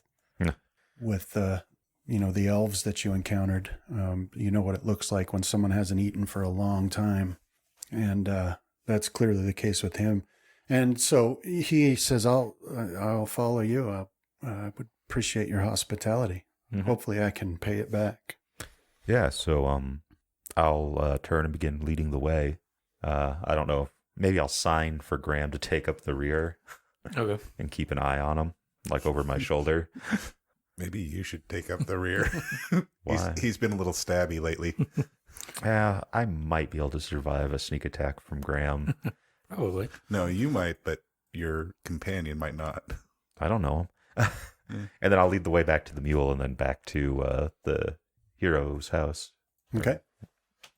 Yeah. So he follows you, and he doesn't cause any trouble. You do see that he's always looking around. Yeah.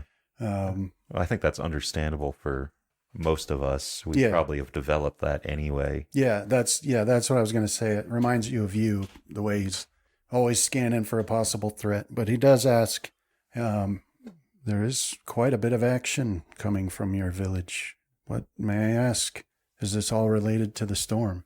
Yes, I've determined that the storm is of a magical nature. Magical in the sense that it's overflowing, that it's not contained to its plane any longer. And thankfully, one of our other companions, a fellow hero by the name of Rohan, he predicted the storm's coming. Mm. So we've been preparing since then.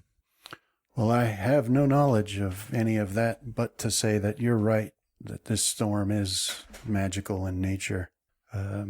At least the lightning, if you can call it that, is, because I've watched my companions, one of them, when struck by it, immediately turned into a massive bird with the body of a lion right in front of us, and then was swept by a wave into the sea, and I didn't see him again.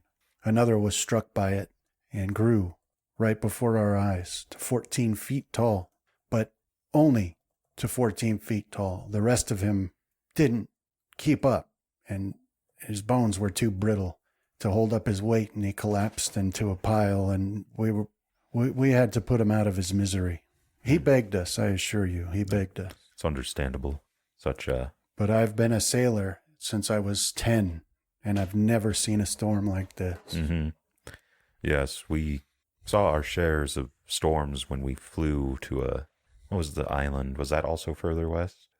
Or was that south? That was south. South. We ventured to an island to the south, and we went through a raging storm, much like when, was it winter months maybe?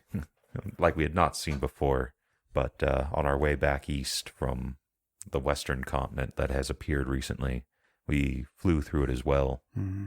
And our mounts were afflicted by it in some fashion. We are currently hoping to save them, but the storm has halted any what's the dang word I'm looking for? Investigation into a cure. You say you have mounts that fly? Yes. Oh. So, like, his eyes are just saucers. He's like, I would greatly love to see such a thing. Well, you probably will here in a minute once we return, because we need to seal the barn or the stables that they're in and hope that they survive. All right. So he follows along with you, and you guys make it back to the home of the heroes. And, he continues to talk. He's obviously parched and he's hungry, but he's talking about your flying mounts and he says, back home, we have ships that fly, but no creatures that we've been able to domesticate, which I've always found to be a shame.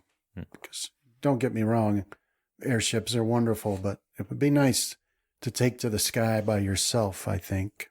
And I've heard legends of people in the old days who could use magic to fly, but magic is outlawed where I'm from on pain of death, and even some of the old people don't believe it truly exists, which I find to be preposterous. I mean, look at my helmet, look at my weapons. Obviously, such things existed at one point. But then, anyways, I just was invisible when I caught him. right. Yeah, he's getting to where he's sort of just like almost rambling a little bit. Then you'll be most pleased when you encounter one of our companions, the one I mentioned earlier by the name of Rohan.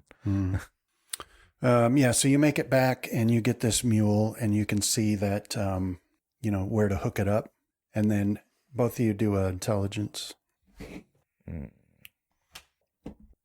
It's been screwing me all day. All right, so you hook up this mule and you coax it forward and it starts to pull, but the door doesn't move. It's like, first thought you have is it's even too heavy for a mule, which is, I mean, obviously that's nonsense. There's nothing too heavy for a mule. But Matsue's like, oh, it's locked there, sir. And that's when you notice that there is a lock that keeps it open. So you can move that. And then it's no trouble at all for the mule. In fact, it seems as if it doesn't weigh anything. Okay. You'll have to forgive us. Many of these odd mechanisms are fairly new. But he spots one of the rocks inside there, and his jaw just drops. And you can see him just staring, like his mind can't wrap around an animal that big. And he's like, do you ride those? Yes, when they're in good health. All right, and then sense motive from both of you. You gonna try to steal our ride? Oh yeah, that's right. I can just roll wisdom. We're just Okay. All right. So yeah, there you go. So you can get that door shut, and he's like moving his head every inch of the way to see for as long as he possibly can. But at that point, like you can see his knees start to buckle, and he has to lean on the wall for support because he's obviously at the limits of his strength. we better get you some food. All right. And then Fenrith, over to you.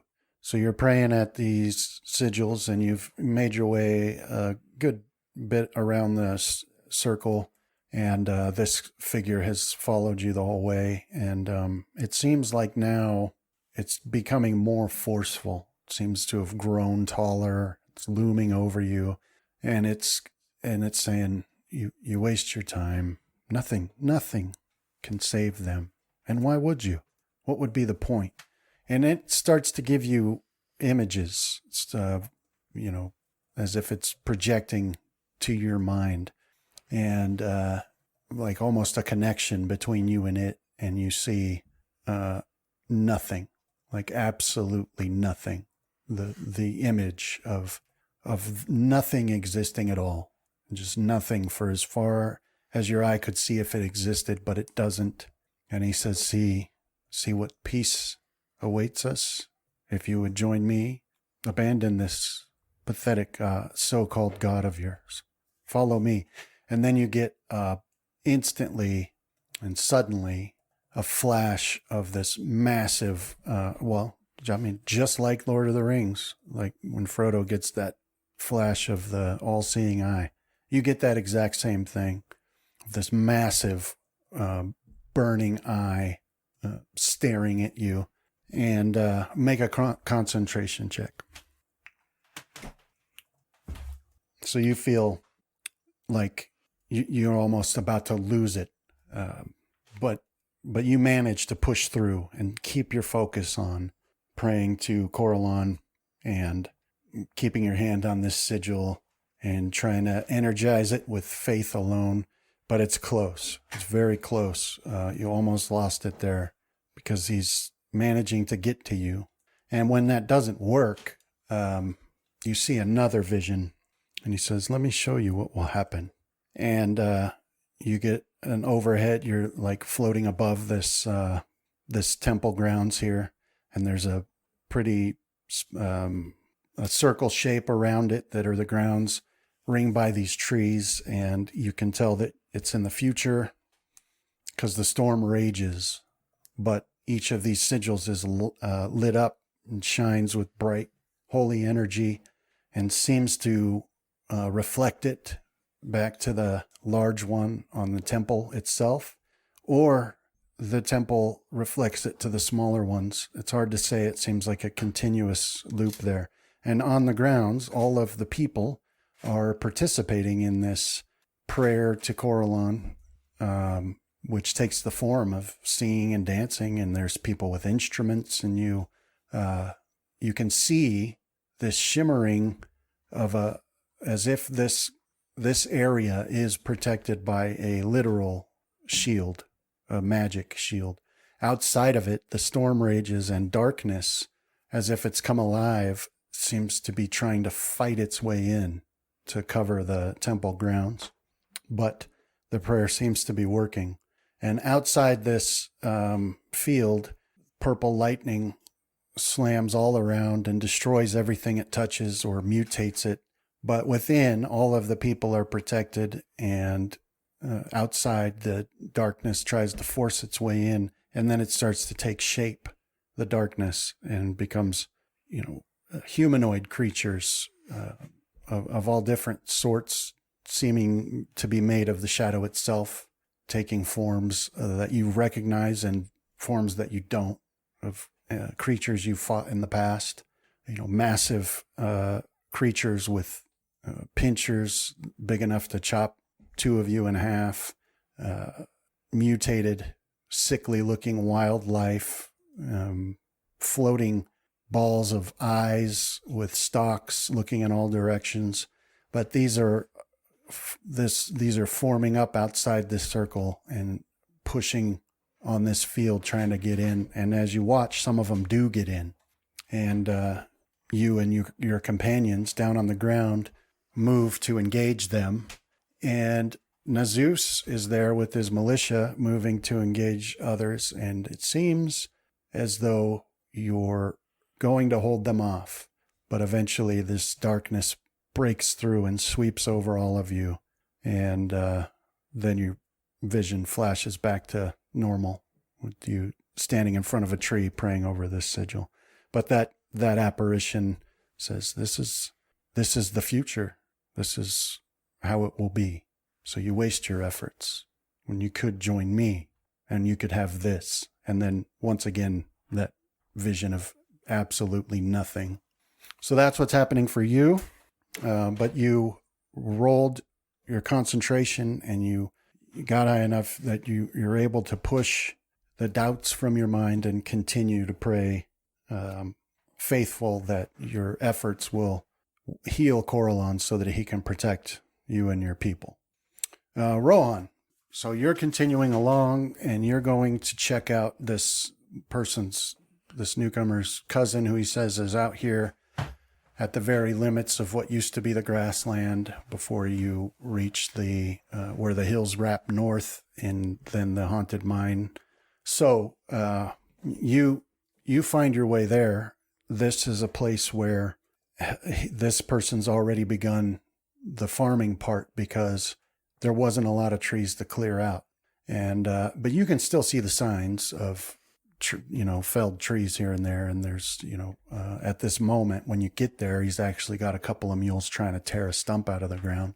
But you land there, and Well, all my flying and stuff would have worn off by now, so I had to run/walk. So okay. I would have ended up hustling that distance. Okay. Overland. All right. So then we'll change that then. You're not flying, you're running through the forest, and due to your skills, nothing slows you down. So you find yourself making good speed through here. And this is that's not hard to do, because this forest would be like if a rich person wanted to say he owned a forest, it seems to you like a large amount of these trees have exactly the same space between them as others, as if it was made on purpose rather than sprouting up naturally. So it's not difficult. There's not a lot of undergrowth, and the ground seems to have maintained the level that it had as the grassland. So you make it there, and as you come out of the trees onto this farmer's land, you can see he's busy trying to coax a couple of mules to pull a stump from the ground. And he looks up and waves to you, says, "Hello." I'll hail him. Say, "Hello, good sir. There is a storm brewing. We must head to town. This is no natural storm, and it may destroy anything in its path. Shelter in the town is the only place that you can find safety." Well, that's the oddest thing anybody's ever told me when I first met them. You'll have to forgive me. I'm new. I'm not sure who you are. I'm one of the heroes of the village of Cradle. Oh, I've been told. Okay. Well, then I'll take your word for it, and I'll gather my family and we'll depart at once. Can I do anything else for you? Are there any others nearby that also need to be brought in? Well, I know that. I've stopped by your cousin's place on the way here. He was the one that sent me on. Ah, I see. Yes, well, north, pretty much straight north is the largest gathering. How far? 5 miles? Very well. No, 10, I mean. Get your family clear. I'll head on to the rest. If there are any more to the south, please send someone to gather them and have them head to town. Don't linger. This storm will reach the island on the morrow, and anyone that's not in town may not survive. Okay. Yeah, so there's nothing to the south. I mean, he's right at the foot of the hills there. Okay. But yeah, so you know that going 10 miles north will take you, past the entrance to the haunted mine and link you up to smaller hills that separate the grassland from the swamp. Okay. So you know the area he's talking about, and it was the area that had the most farms originally. All right. Yeah, I'm going to have to continue trying to hustle, but it's going to start dealing damage to me. Okay. All right. So first hour hustle is not a problem. You got second healing hour spells. deals 1 point of non-lethal damage, and each additional hour deals twice that. Oh, Twice the damage before. So to get there, it'd take almost 2 hours of hustling. So that's only 3 points of subdual damage. and then you got to make it back, which Yeah. you might not have to hustle if you. Yeah. But yeah, And then when there's exhaustion too to worry about, right? Fatigue and exhaustion. it fatigues me. All The right. second hour of hustling. Roll survival. Oh, did you want that in the tower? No, that's fine. Okay. All right, so you take off and you're moving at your hustle, and you go for a ways, and it's starting to take its toll on you. And you reach a point where you spot on the ground a track, and you stop and look at it and recognize that it's a horse hoof. Okay. Um, Have we encountered horses? no, the island didn't have them, but you recognize the print. Okay. I don't even know if we've had memories of them yet.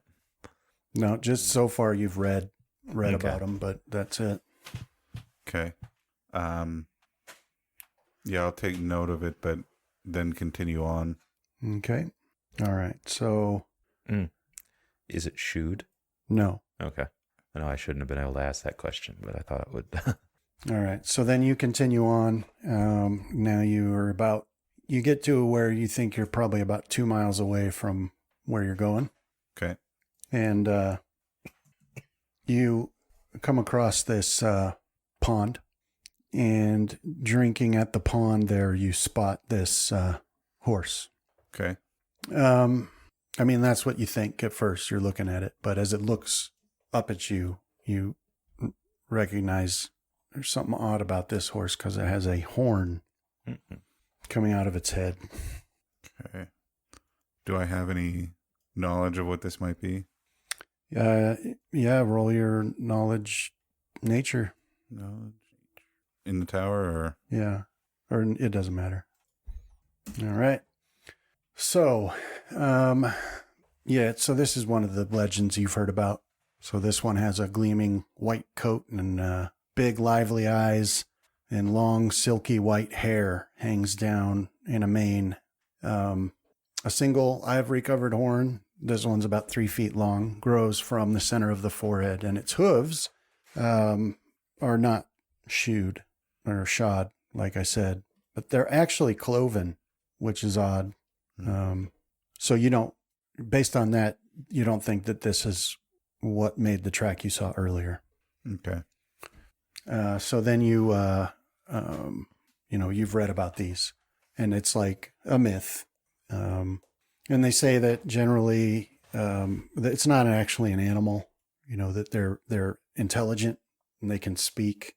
And, they're militantly protective of the forest. You're going to find a bunch of slaughtered villagers. So knowing that it's intelligence, I'll give it some sign of deference, like a small bow or something along those lines. Isn't there a druid language? Or is that just amongst other druids? Do animals not understand that too? I guess there's Sylvan. Yeah, they speak Sylvan in common. So to your surprise, the unicorn returns your bow and says, it is nice to meet you. I'll say it is a pleasure to meet one of your standing as well. I worry for your safety, though. There's a storm of magic coming that threatens to destroy anything on this island. Oh, yes, I am aware. You needn't be concerned about me, but from the looks of you, you're about to drop. Yes, but there's innocents, and I must get moving back towards the village. We have one hope to save them, and as a hero of this village, it's my duty to look after all of the people in this valley. So the unicorn throws back its head and flips its mane and regards you a bit and says, I'll make you a deal. And what deal would that be?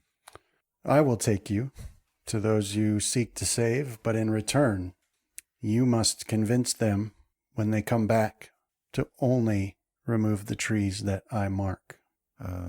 That may be difficult if their survival would be threatened by not being able to clear more farmland. But I can do my very best to convince them. And as a hero of this land, I may have enough weight. Very well. Come along then. Let's go save your innocents, as you call them. No, give another bow and say, thank you, great creature. All right, so you climb up on her back and, she stamps her hooves a bit and gets used to the weight and gets you situated. And then she lurches forward, but you can see the world around you blur. And then just like that, you find yourself at the edge of the trees looking over a large collection of farmhouses. And between you and those houses, you can see a field of, quite a few tree stumps from trees that have been removed. But you can see people out there on at the farmhouses doing work of every sort and things like that. But anyway, so that's where you find yourself. And she says, I'll wait here for you. Come and find me when you've spoken to them. Thank you. I cannot express my gratitude enough. I will be back as shortly as possible. All right, so you head off over there to talk to those people, and Graham and Casimir, you've taken Mudsway into that home, and Folwyn is busy getting him some food, and he's seated in a chair there. And that's where we'll have to stop for today. Mm. All right. Thank you, man. Yeah, thanks, man. Thank you, Brandon. Yeah. Oh, man. We're going to have to stop talking so much. Start playing earlier. Yeah. It goes by quick. It does, and it's like kind of takes a while for me to get into.